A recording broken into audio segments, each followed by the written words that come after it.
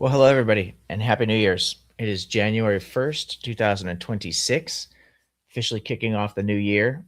And like many people, I was thinking back over the New Year's celebration, thinking back on 2025 and what made it such a great year, an impactful year. And as many of you know, for me personally, 2025 was a big year. I had some serious medical problems I had been fighting. I finally had my final surgery the end of July and was released to start exercising just a couple months ago. And I've been on a mission to kind of get back into great shape. And so 2025 was a big year for me. But I was thinking about, for some reason, it struck me that 2025 actually marks the 10-year anniversary of when gay marriage was officially legalized in the United States, right? With the infamous, what was that called? Obergefell, I think is how I say that, v. Hodges, that ruled that the 14th Amendment requires all states to license and recognize same-sex marriages. Um, there's obviously, excuse me, a history behind all that. I think if I remember right, it was like in the '60s that Carter first started to pass LGBTQ rights. I don't know what was in legislation though. I can't remember that far back. First of all, I wasn't even alive in the '60s. And then I know that Bill Clinton had kind of a up and down history where there was a particular bill, I can't remember exactly what they called it, but it was recognizing, he wanted to recognize equality for LGBTQ people, but he had also signed an amendment that was something to do with defining marriage as a constitution between a man and a woman. So it's kind of an up and down history with Clinton. And then Obama was the first president who actually actively endorsed same sex marriage, I think around 2012. And he implemented policies supporting LGBTQ rights and equality during his presidency. But the final legislation was judicial, not executive action. And that gets us into 2015, where it was officially legalized. The Supreme Court, I believe, ruled on that. So now here we are in the more modern time, or current time here, and there is a lot of attention on social media when it comes specifically to the transgender element of the LGBTQ, right? That's what the T and the acronym stands for, is transgender.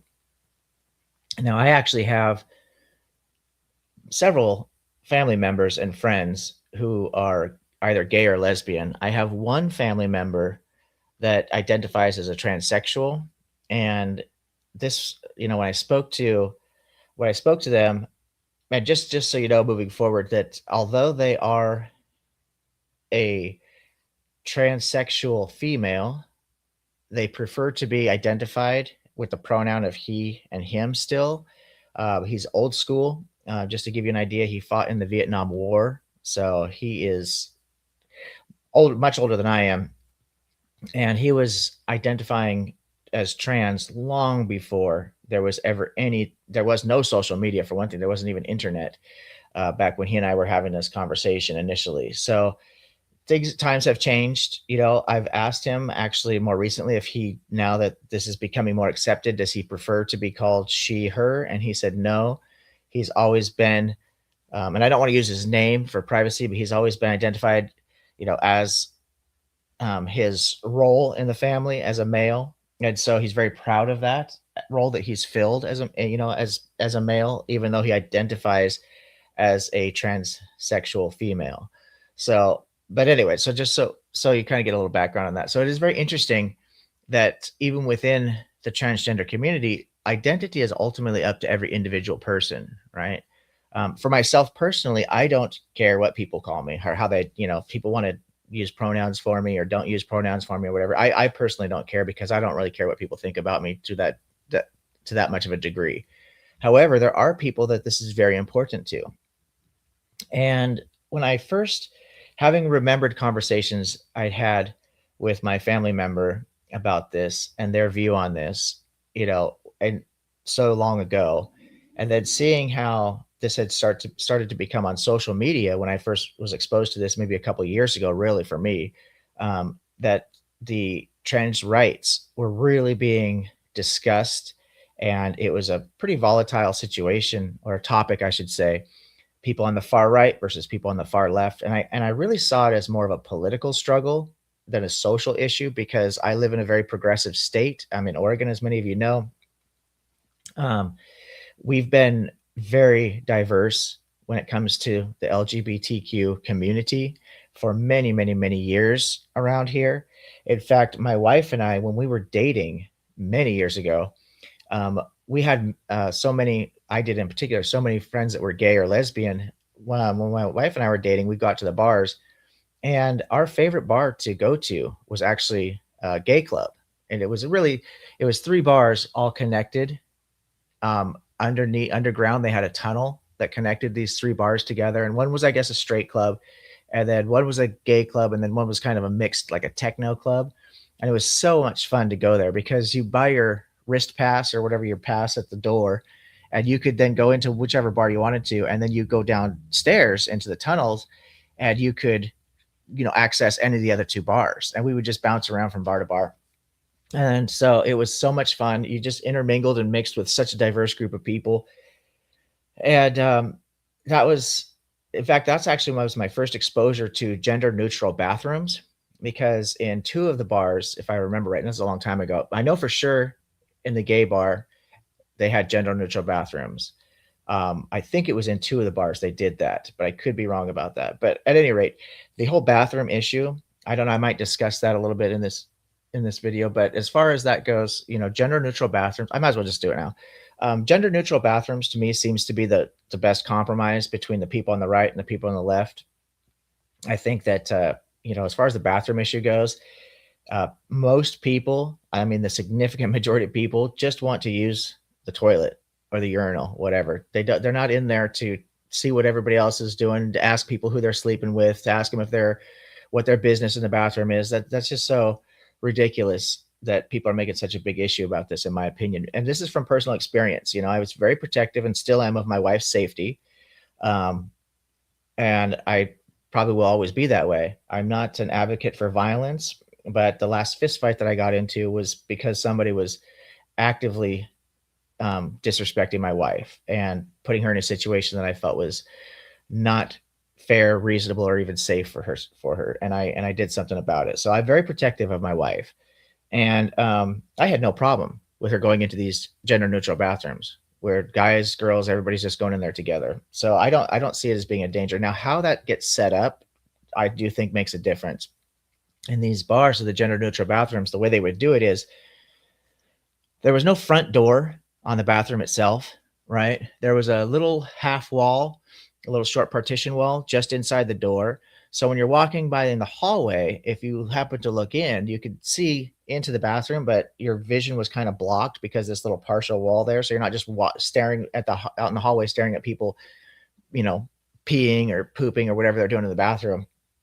But it was very safe, because if any shenanigans were going on in there, if any woman or man for that matter was being assaulted or harassed, people out in the hallway could see it and hear it, right?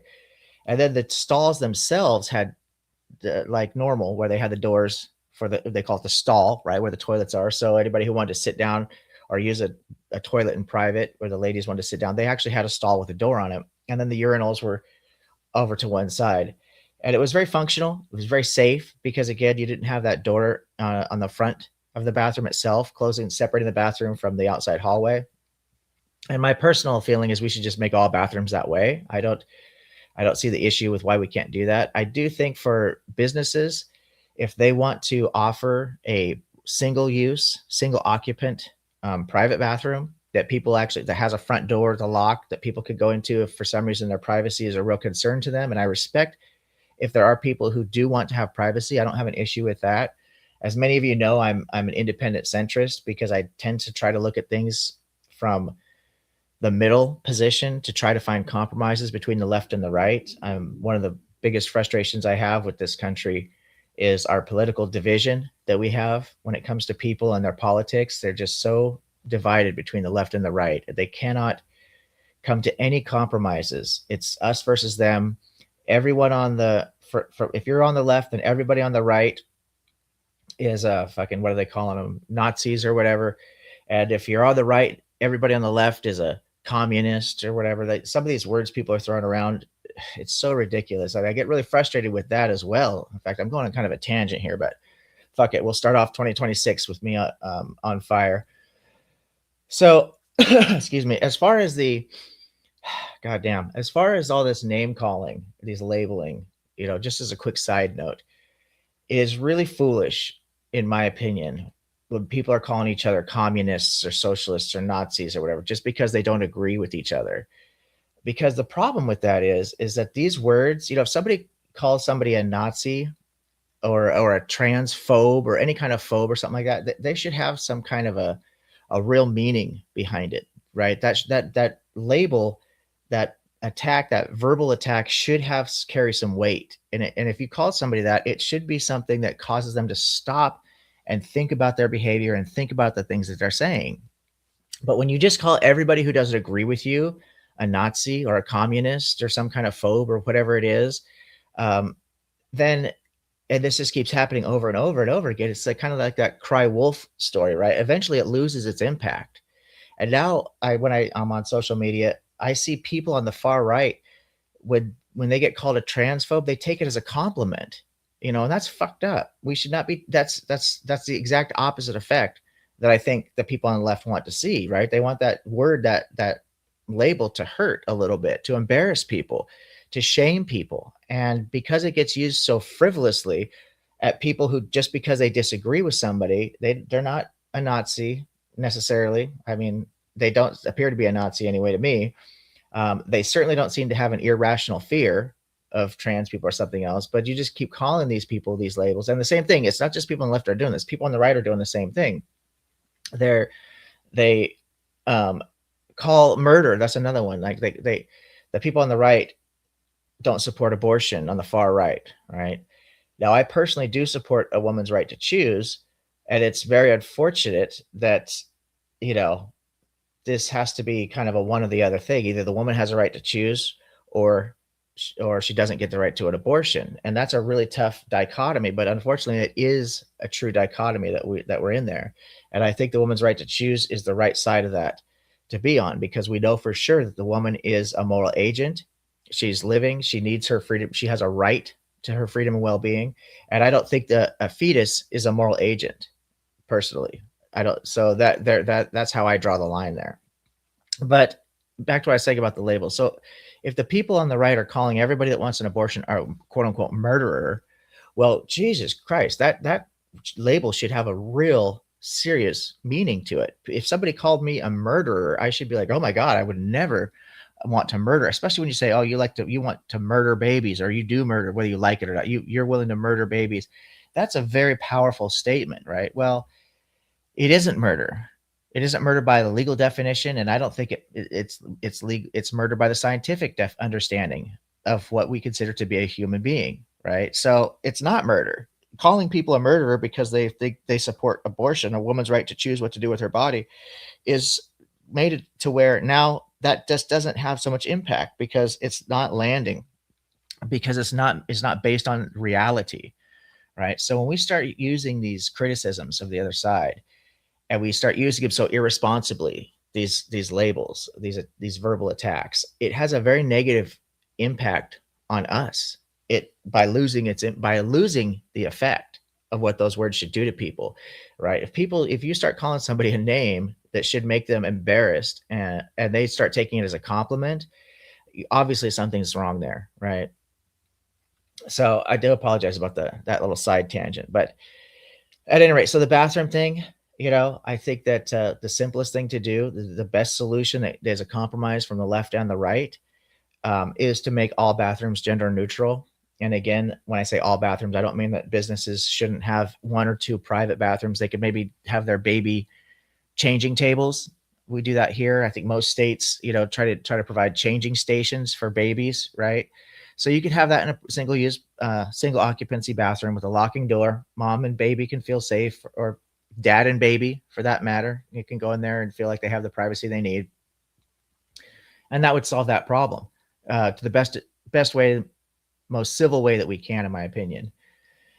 But I do, excuse me. So there is something though I wanted to touch on. The reason that I labeled this video, titled this video, what I did, right? The science of transgender, because having had family members who were part of the LGBTQ community and many, many friends, I've always been very accepting and open of people. I've always, my whole life, I've just been very non-judgmental about those types of things. I think that this is something that's very important because I, as many of you know, as a moral realist, I look to the virtues as to how to try to live my life. I think we should live a virtuous life. And that means fairness is a major part of how I try to live my life. I treat people like I want to be treated. And I don't want people telling me what religion I can or can't have, what my political views need to be, or who I can and can't sleep with as long as we're consenting adults, so on and so forth, right? I don't want people judging me because of the color of my skin or my heritage or these types of things. So I don't do that to other people, right? We need to be more open and more fair to other people. We need to treat people like we want to be treated. I talk a lot about ethics and morality on this channel. Speaking of that, I do have a debate coming up on that very topic. I do believe we're scheduled for the 24th. That'll be on the Raging Tomato site. I'm debating against Mark Reed. Really nice guy, somebody I follow his channel, and I do enjoy the content he puts out. He's actually a pretty funny guy, and he's very smart, though. He's a very good debater. So we'll be debating objective morality. I do that quite a bit. I'm an outlier in the skeptic community as an agnostic who believes that morality is objective.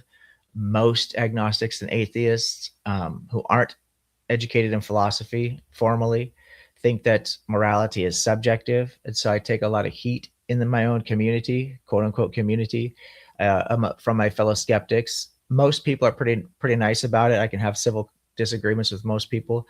There's some people that seem to be trolling me on the internet, who every time I post something, they catch it.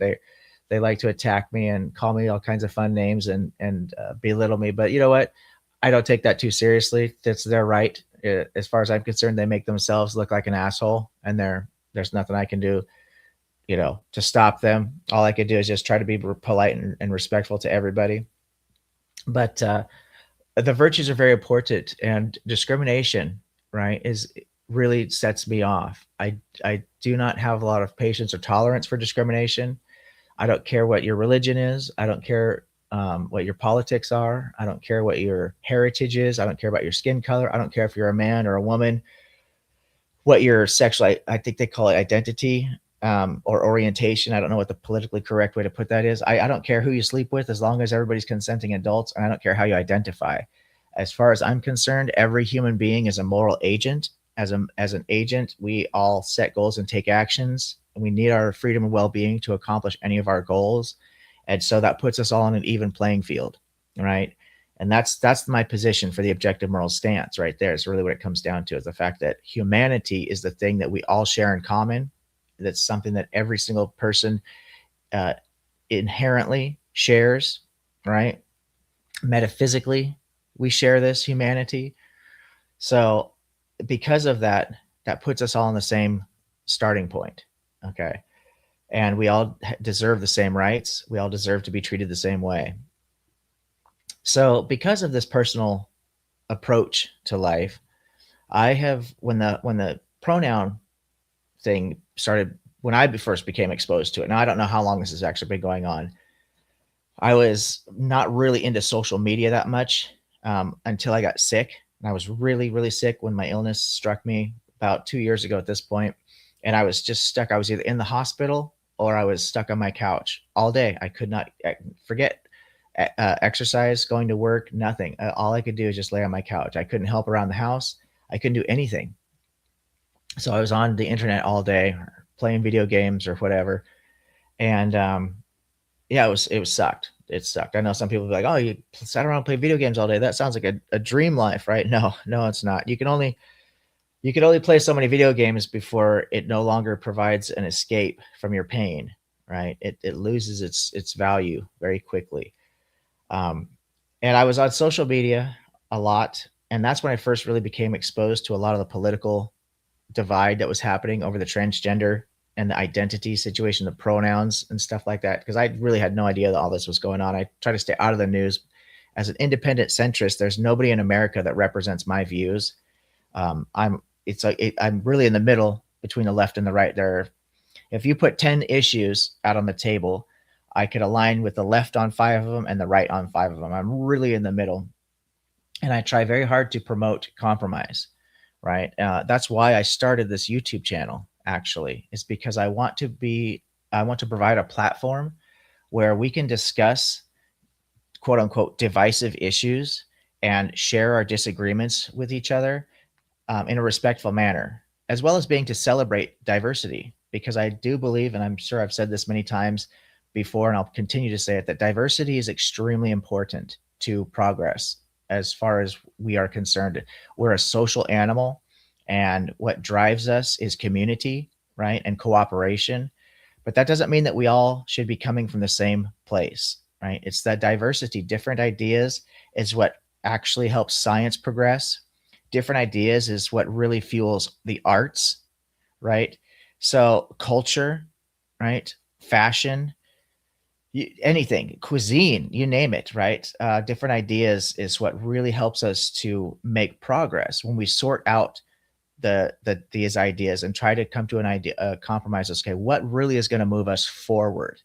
Okay, and we do go through. It's not a line that goes just like straight up, or it definitely, we have highs and we have lows, but we do make progress despite some of the regressive things that happen. I think that wars cause us to slide backwards. I get really upset that we're still having all these wars all over the world. It's just, I can't believe we haven't moved past that yet, given the fact that the world is so small. It used to be so big, and now that we can fly airplanes and travel around the globe, right? We can fly into outer space, and the further away we go, the smaller. Pretty soon, you get far enough away, the Earth just looks like one of the other dots in the sky, right? And so perspective is everything, and we are sharing this planet. What happens in America can affect what's going on over in Europe, or down in Africa, or over in Australia. I mean, we are all connected because we're all connected to the same planet, right? And we know this, and yet we are still trying to blow each other up, or or fight over different religious ideologies or different politics, or it's just government structures, capitalism, communism, socialism, whatever. It makes no sense to me that we're still so far behind the game in some ways. But as far as the pronoun thing goes, when I first was exposed to it, I have this more egalitarian kind of a concept. Like, you know what, we just, for the sake of fairness, we should use these pronouns.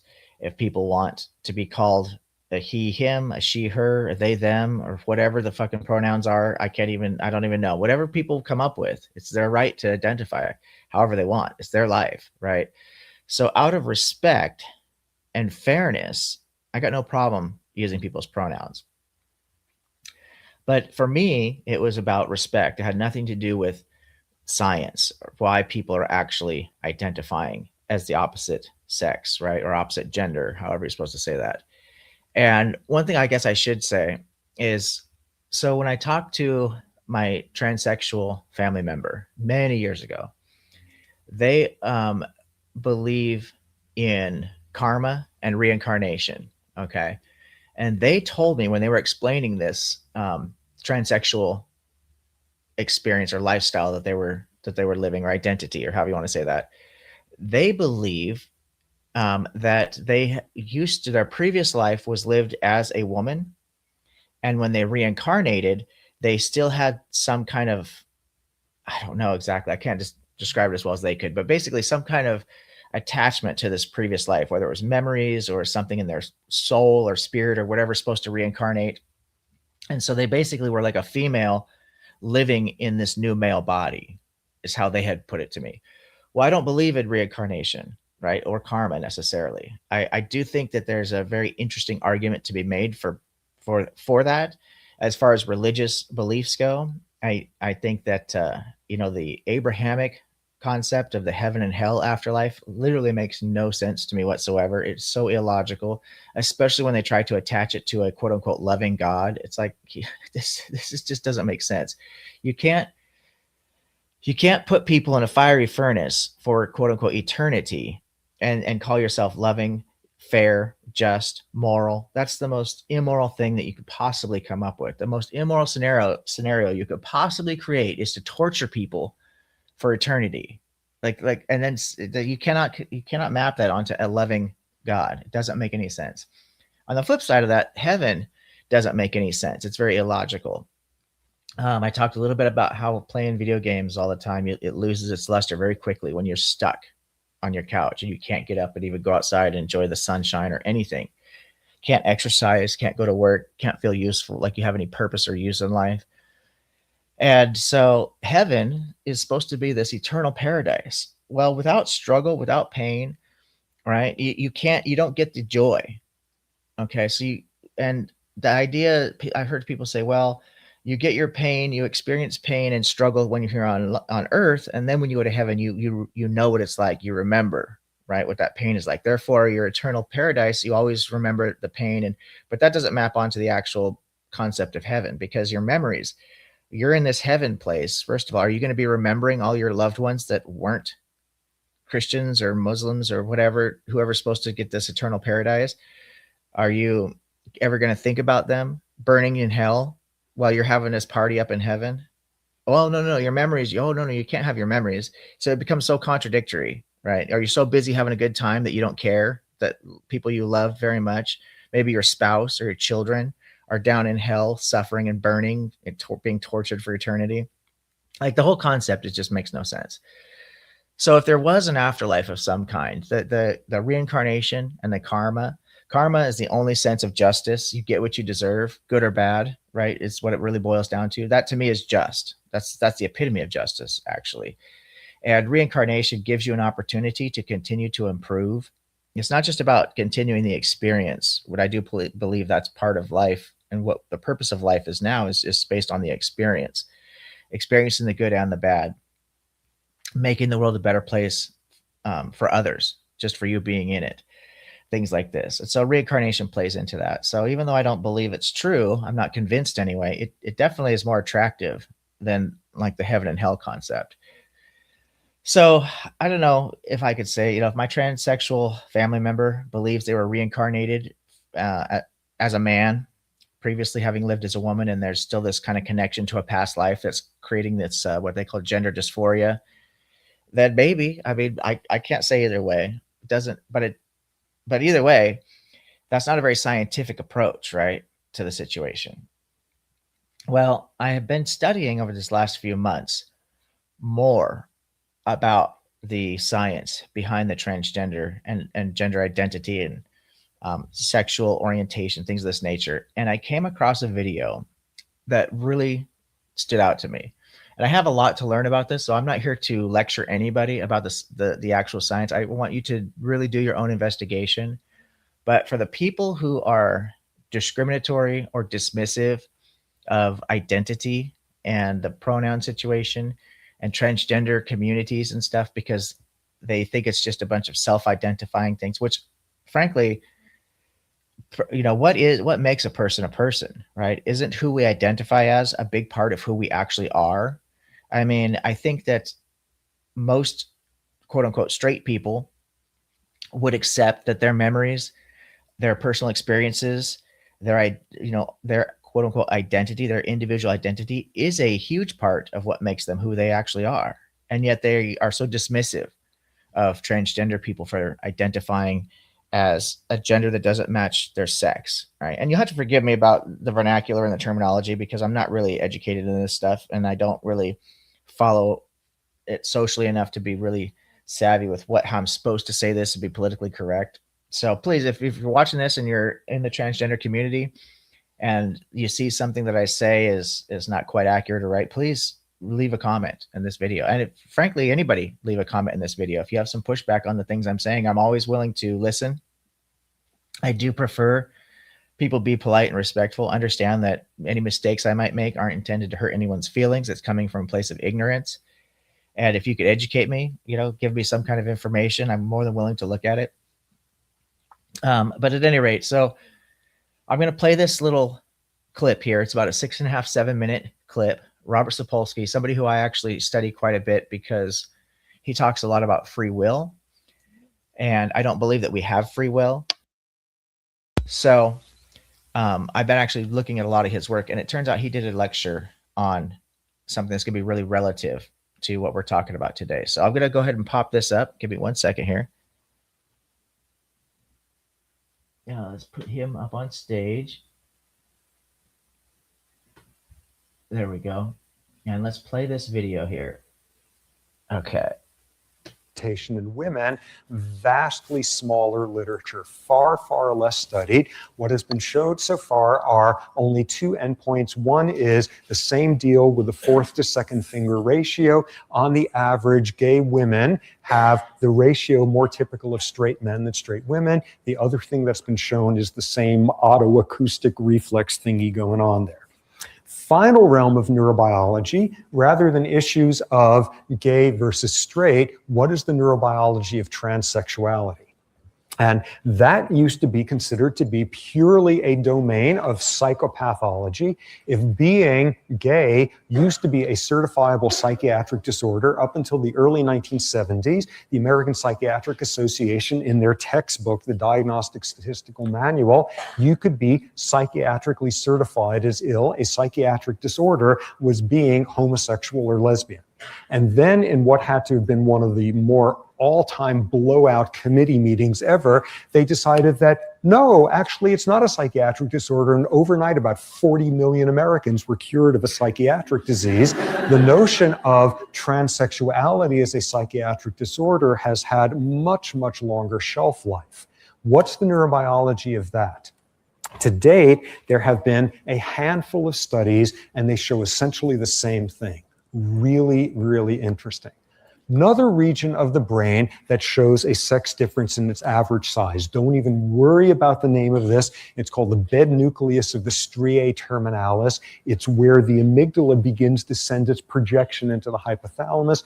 Another one of those gender differences. There's one type of neuron in there with a certain type of neurotransmitter where very, very reliably, it is about twice the size in males than in females. Sufficiently so that even in human brains, you could pretty confidently determine the sex of somebody by seeing the number of these neurons. You'll see I'm not even saying the name of the neurotransmitter. It's irrelevant. It's just another one of those differences, a dimorphism in a region of the brain, a really, really reliable one. And this was a study.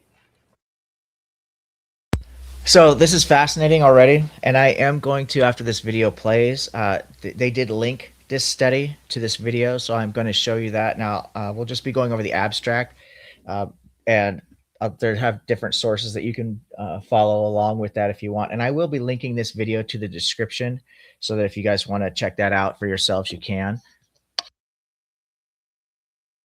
Done by some superb neuroanatomists looking at transsexuals.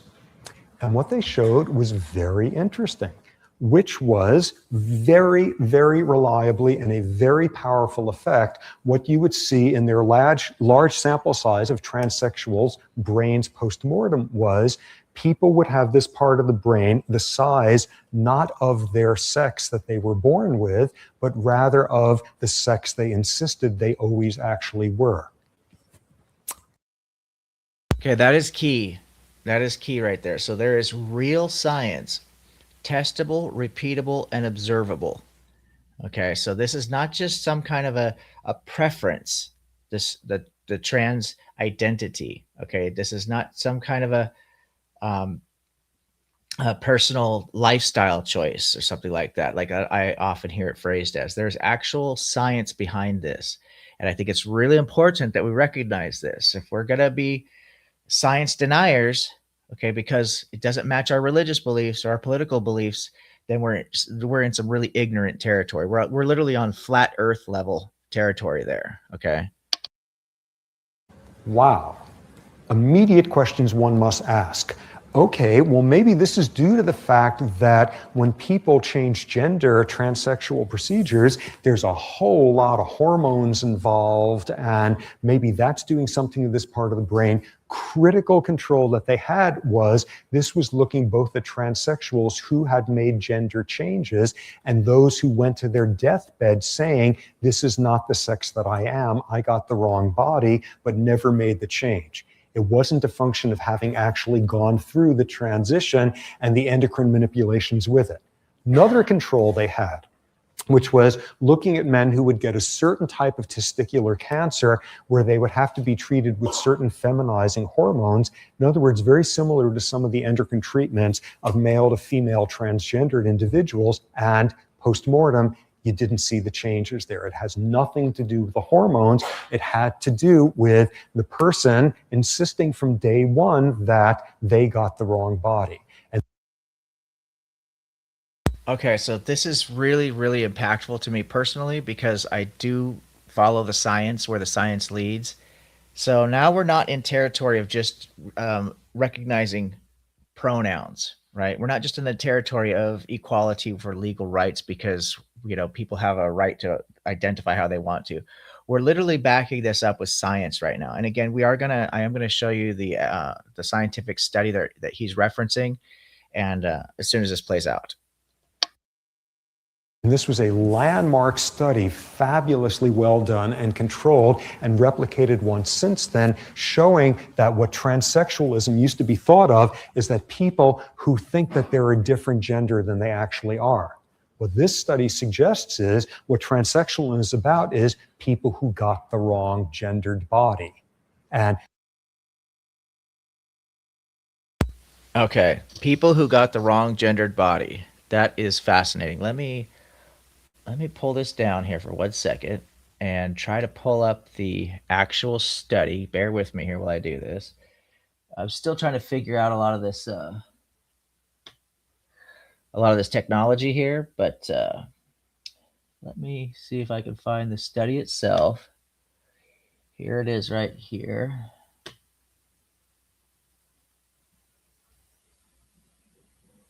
Oh, it's not showing me. Why is it doing that?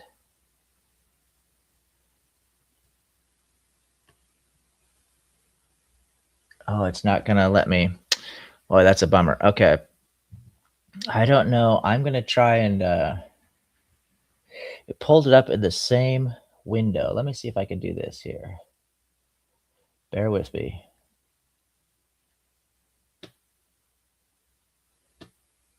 Okay.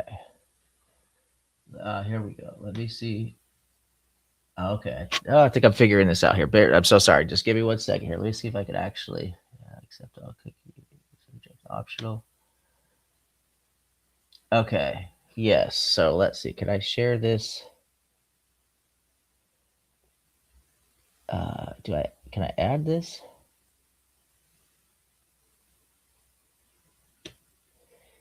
Give me 1 second here.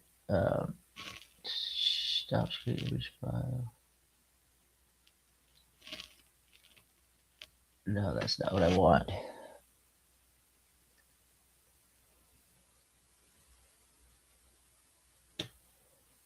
No, I don't want that. Oh, I'm so sorry. Yeah, I should have tried to mess with this a little bit before. I don't know if you guys could still hear me. I'm gonna read this abstract just in case this is still working. Okay. The study itself, a sex difference in the human brain and its relation to transsexuality, published November 2nd, 1995. This is in Nature.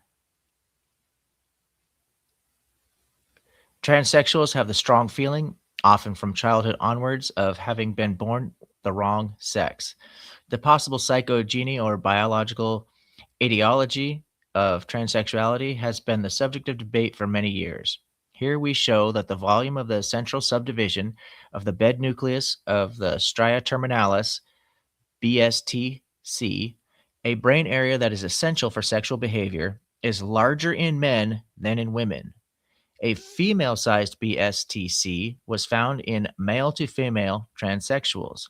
The size of the BSTC was not influenced by sex hormones in adulthood and was independent of sexual orientation.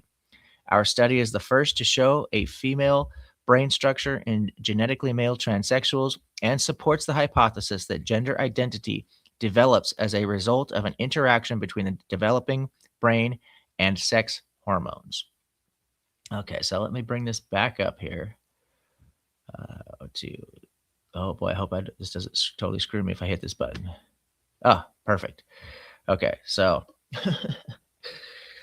all right, so just wanted to, I'm sorry, I kind of have to just add the link to the description of the video. I read the abstract to you. It's in Nature. I believe that's a magazine circulation, if I'm correct, but it could be a website circulation or something else. I think this was in print. There are several different various independent studies that were done based off of that. And when I looked into this, they're all linked to this. So you could do your own research. In fact, I encourage you to do your own research.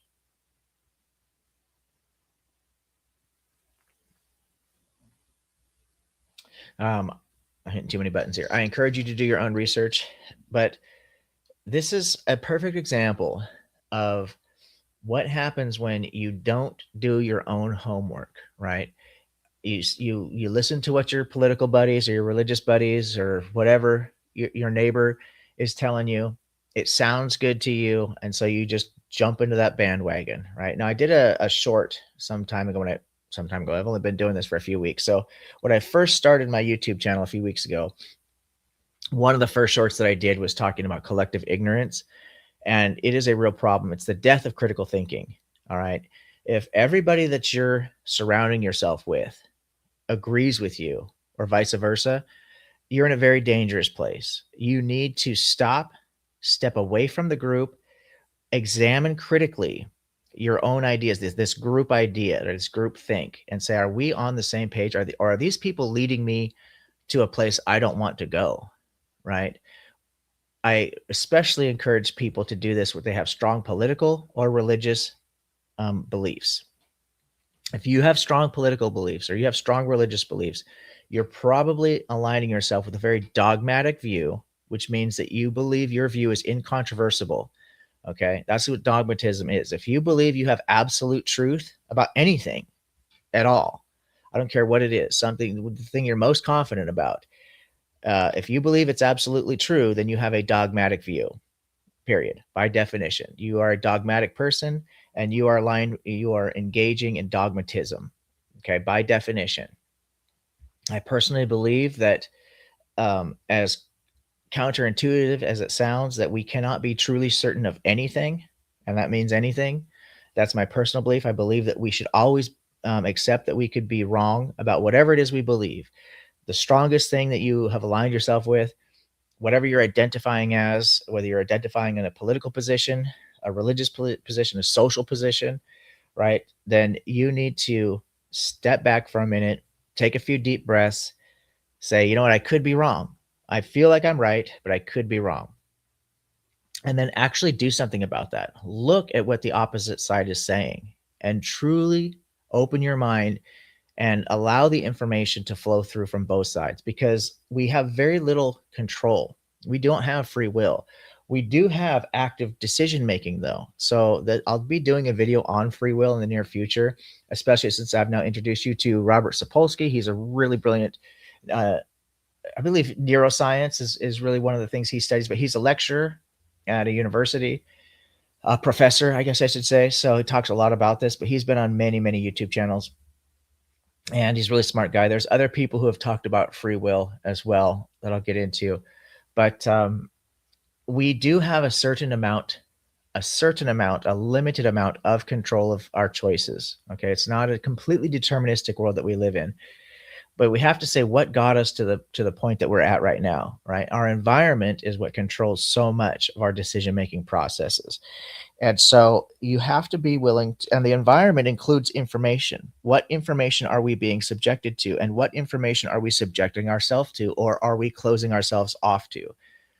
I've been interacting with young earth creationists a little bit online, and I should probably play a clip for you guys at some point. There's a young lady. and she seems like a nice enough lady. You know, she's a human being like anybody else. She's a Christian, some type of Christian. I don't know what her specific denomination is, and she seems a little far out there to me. But she definitely she denies evolution, and she makes statements that evolution is false. Evolution has been debunked. There's no evidence for evolution. This is living. This is, like I said, flat Earth level ignorance. Okay, if you think that evolution there has no evidence for it, you're just living out on another planet. You're living in an alternate reality from where the rest of the world is living. I'm sorry, I don't know how else to say it. And I'm trying not to be mean about this because I had a really pleasant conversation with this young lady, um, despite these wild statements that she was making. And I will play that video, I think, for you guys, because it was really interesting to see how I navigate these spaces with these people that have these wild views, and how I'm able to maintain a civil discourse with people that I know are demonstrably confused. The things they're saying are just absolutely out of touch with reality, right? And I'm not even an evolutionary biologist. I certainly am no expert when it comes to evolution. I have a very rudimentary and basic understanding of the evolutionary process. Now, I am very grateful to people like Austin Sims. If you don't know who Austin Sims is, check his YouTube channel out. Mark Reed, I mentioned him. I'm going to be having a debate with him. He's done debates on evolution. Joe, the Kentucky atheist, he actually debated Kent Hovind as well. I did a great job fielding the random questions that Kent Hovind. What a troll that guy is! My goodness. Some people are just willfully ignorant. I don't think they actually even believe half the stuff that comes out of their mouth. I just can't imagine they do, but they say it with such confidence, such an air of confidence. You know, evolution is just a great story. Oh my goodness. It has to be one of the most well-evidenced theories that we have in all the field of science, the entire history of science. There's so much evidence supporting evolution. And for people to make the claim there is no evidence. So you need to expose yourself to as much information as you can, because one of the things that I've been exposed to, and I do believe it's true, you cannot control what convinces you, right? What you find to be convincing, you really don't have a lot of control over that, which is why it's important to expose yourself to as much information as possible, right? Hoping that your mind will be convinced by the evidence. Okay. And if it's not, then you need to say, why is it that I think the earth is flat? Right? Everybody is saying that the earth is a sphere. We have all this evidence. And why do I believe that there's a conspiracy with NASA and every single scientist in the entire world, right? That every single person is telling me that the earth is a sphere. Why do I doubt all these images, actual photos and videos from outer space? You know, what is the disconnect here? You need to really, really think about what's causing you to be on the outlier there, right? Because the collective ignorance is meant to be within independent groups, right? But if everyone on the entire planet, for the most part, says there's actual scientific evidence of a claim, that's when you could say, okay, you know what, if I'm in line with what the significant majority of scientists or historians or philosophers are saying, you know, if you're not going to really get a unanimous type of decision with philosophy, obviously, but when it comes to science, you know, we do have certain theories, such as evolution, for example, that is backed by the significant, I'm talking probably 95% of all scientists who actually study this field probably back evolution, right? And they all are saying, citing actual empirical evidence, actual data. Then you know you're probably safe in aligning with that theory, right? If there's actual claims to real evidence and the evidence is substantiated and supported, you know you're probably in line with what's true. But you need to be willing to be critical. You need to be willing to say, hey, you know what? Maybe evolution is wrong. You have to always have an open mindset that you could be wrong about anything. All right. But just because you could be wrong about anything, you have to function in the real world, right? You've got to function. And so you've got to function as though there are certain true things, certain brute facts, if you will, about reality. Gravity seems to be pretty well evidenced, right? So well evidenced, in fact, that I'm not going to walk off of a tall building and flap my arms and hope that I'm going to fly, because the evidence says I'm going to fall to my death, and that's going to suck, right? So follow the evidence where it leads. Actual evidence, not people's opinions, not people's dogmas, not people's hopes and dreams. Actual evidence. Okay. So I'm going to go ahead and wrap this up. I just wanted to share this with you. I'm going to put a link of this actual video in the description. I'm going to put a link of the actual study itself in the description of this video, and celebrate the diversity. Okay, this year, make 2026 a personal goal to where you're going to embrace people for being different, celebrate their differences. Okay, celebrate your own differences and share them with other people, but do it in a respectful manner. Make that your goal for 2026. Okay, to spread kindness and fairness and equality and treat people like you want to be treated. Okay, that's my goal for 2026, to make the world a better place for me being in it. That means to make it better for myself, I need to actively try to invest in other people and make it better for them. Okay, that's actually how we improve the world for ourselves. So, irregardless of your motivations, right? It's okay to have some selfish motivation in that regard. Okay, so consider yourself, your own benefit. If I treat my wife better, right? The better I treat my wife, the better my life at home is. This is a fact, right? The better I treat my neighbor, the better my life is in my neighborhood. The better I treat my employer and my customers, the better my life is at work.